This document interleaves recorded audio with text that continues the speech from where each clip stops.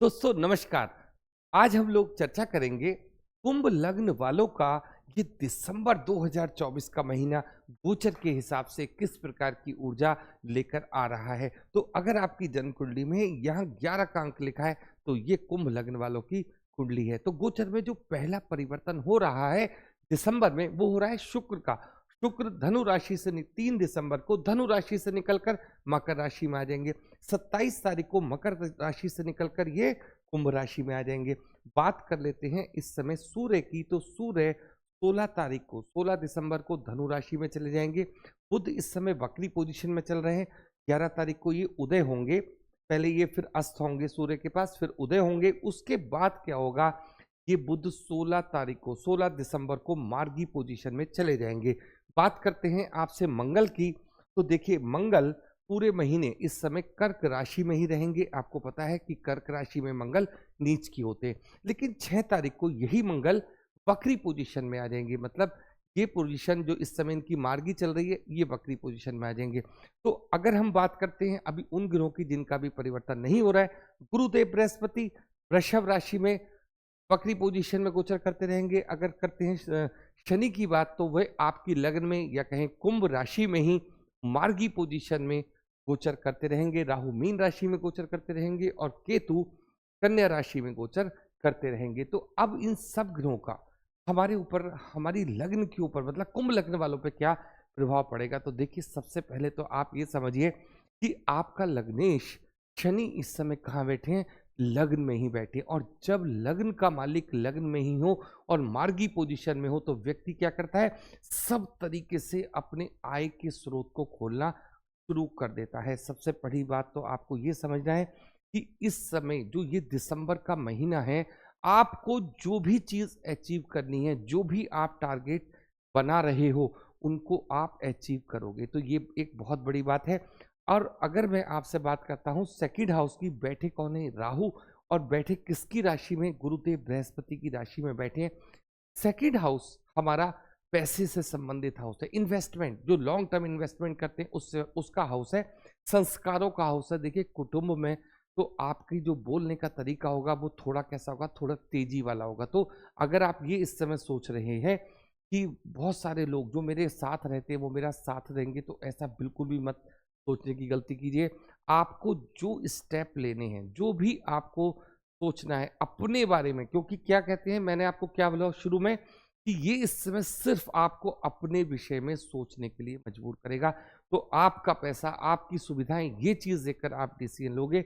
आप इस समय बिल्कुल भी ये ना सोचो कि भाई मेरे कुटुंब वालों की कोई मेरी बात अच्छी लग रही है या बुरी लग रही है। अगर आप समझते हो कि जो डिसीजन आप ले रहे हो लेकिन उन लोगों को ये पसंद नहीं आ रहा, तो इस समय आप वो डिसीजन लेने की स्थिति में रहोगे और आप अपने काम को निकाल के आगे बढ़ोगे। बात करते हैं आपके थर्ड हाउस की। मालिक कौन है, मंगल।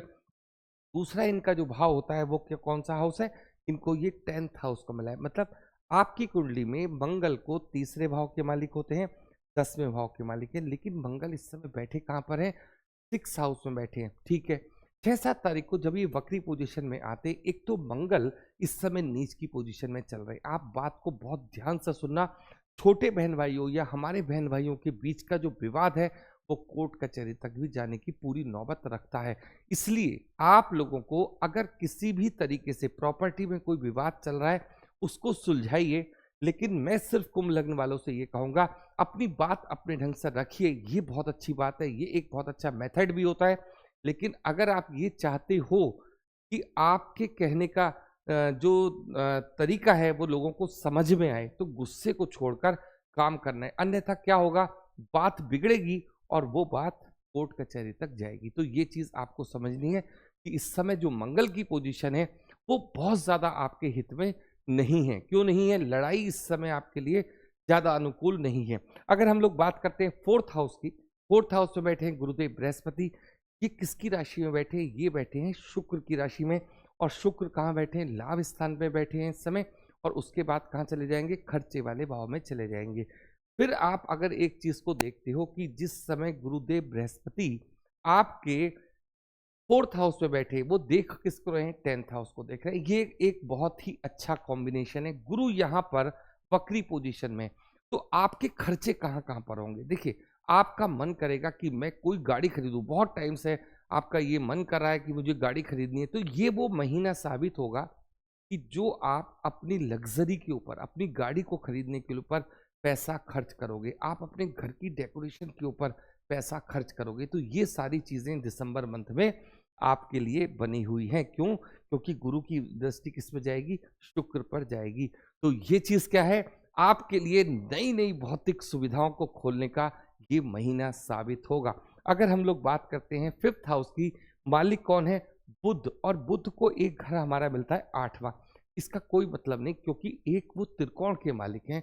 इस वजह से बुध की पोजीशन आपकी कुंडली में क्या होता है? योग कारक होती है। तो बुध बैठे कहां पर? 10th हाउस में बैठे।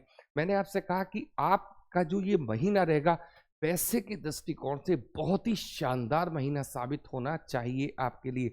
और जब ये कॉम्बिनेशन बना है, देखिए अभी बुध क्या है, थोड़ा वक्री पोजीशन में चल रहे हैं, कोई बात नहीं, फिर अस्त हो जाएंगे कुछ दिन के लिए।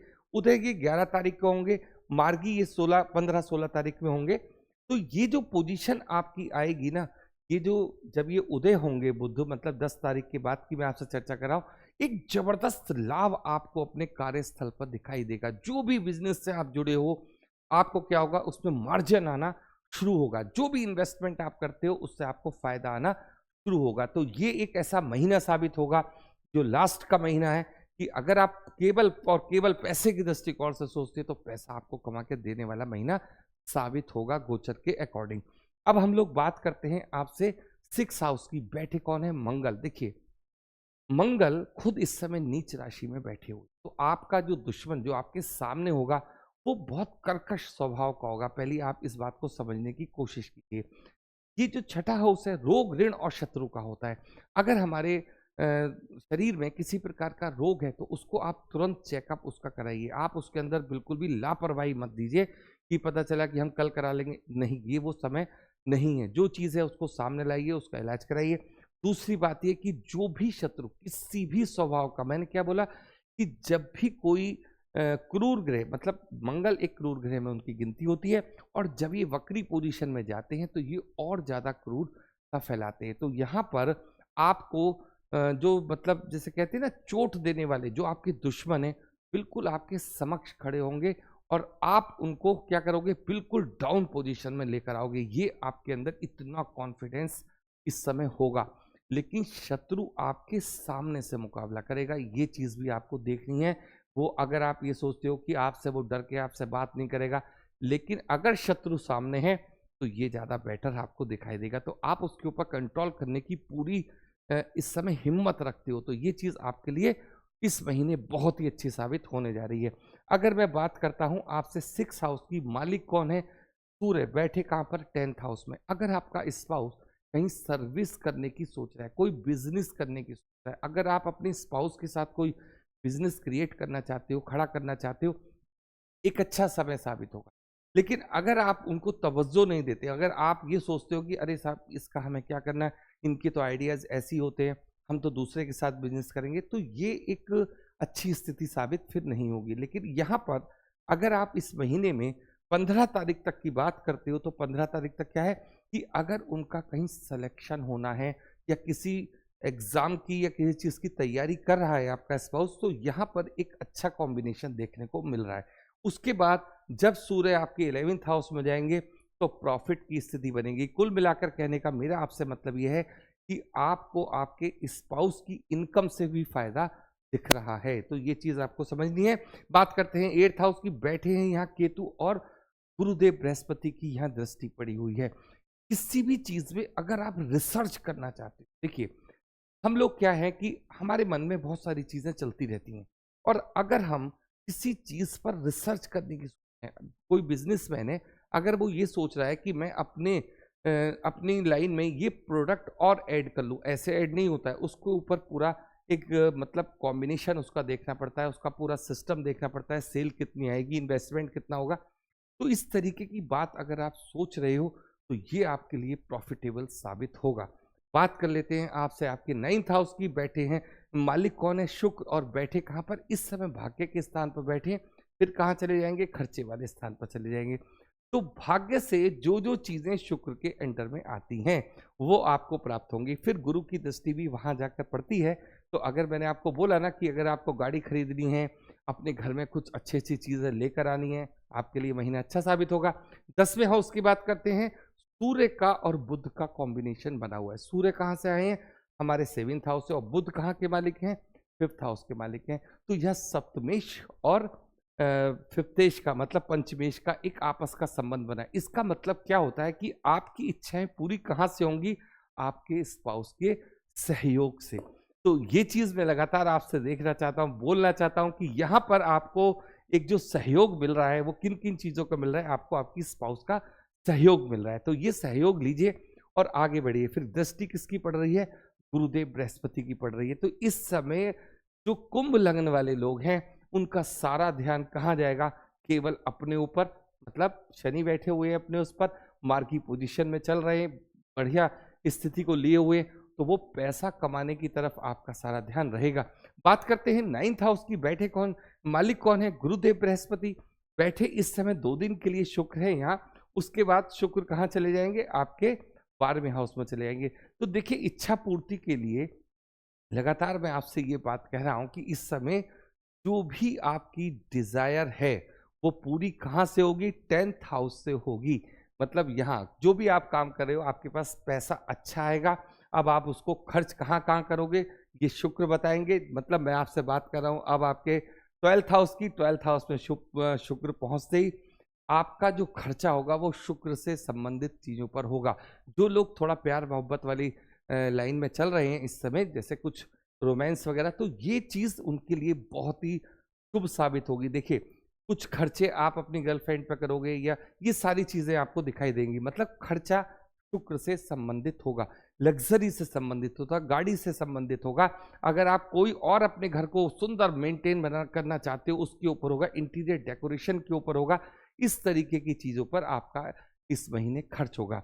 तो कहने का मतलब सिर्फ इतना है कि पूरा महीना आपके लिए किस किस चीज के लिए पॉजिटिव है? पैसा कमाने के लिए और अच्छा जीवन जीने के लिए ये चीजें आपको ये लेकर आया है दिसंबर का महीना। जिन लोगों की अभी मैरिज नहीं हुई है, कुंभ लग्न वालों को, उनको इस महीने और अभी वेट करना है। जिन लोगों की जॉब नहीं लगी है, देखिए जॉब के जो पोर्शन में वो मंगल है, तो अब मंगल की पोजीशन क्या है? उग्र। तो आप उग्र मत बनिए। अगर आपको अभी जॉब नहीं मिल रही है, आप प्रयास करते रहिए, लेकिन अपने मुंह से कुछ ऐसी बातें बॉस से मत बोलिए जिससे क्या होगा कि मिलती मिलता ही जॉब भी आपको चली जाए। इस तरीके की बात आपको इस समय नहीं करनी है।